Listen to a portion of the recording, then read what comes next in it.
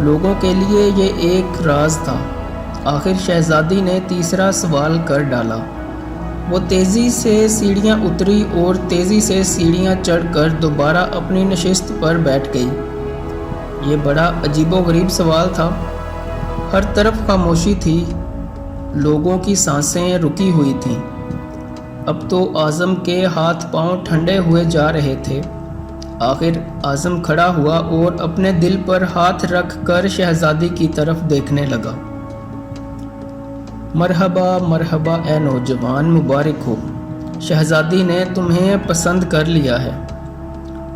ملکہ عالیہ کی آواز کے ساتھ ہی شہزادی ثنا شرما کر محل کے اندرونی حصے میں چلی گئی اور محل مبارکباد کی آواز سے گونج اٹھا۔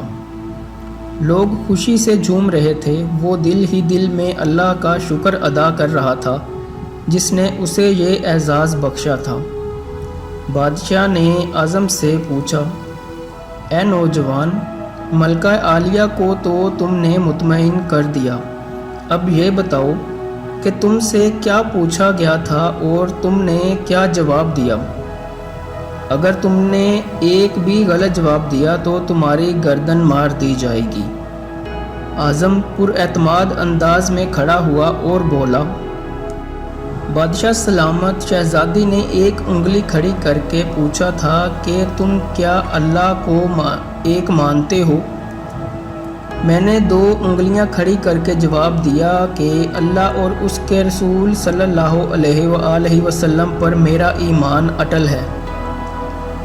بادشاہ نے مسکرا کر کہا، بہت خوب، ہم خوش ہوئے۔ اعظم بولا، اس کے بعد شہزادی نے تلوار چلا کر پوچھا تھا کہ اس سے بڑا کوئی ہتھیار ہے؟ میں نے جواب دیا کہ ہاں، قلم کا وار تلوار کے وار سے زیادہ کارگر ہوتا ہے۔ ماشاءاللہ نوجوان، تم نے ہمارا دل جیت لیا۔ تم نے ثابت کر دیا کہ جاہ و جلال، دولت و حشمت کی علم کے سامنے کوئی حیثیت نہیں۔ لیکن تیسرا جواب؟ بادشاہ نے حوصلہ افزائی کرتے ہوئے پوچھا۔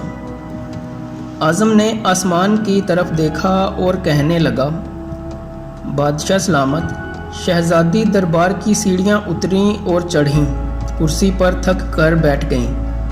انہوں نے پوچھا تھا کہ میں تھک چکی ہوں، لیکن میرے جسم کی ایک چیز نہیں تھکی۔ میں نے جواب دیا، دل، یہ پیدائش سے لے کر موت تک بغیر تھکے دھڑکتا رہتا ہے۔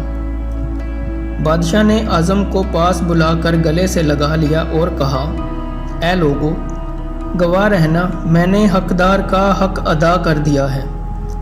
میری بیٹی ایسے شخص کی بیوی بن رہی ہے جس کے پاس علم کی دولت ہے جسے کوئی نہیں چرا سکتا اور نہ کم کر سکتا ہے۔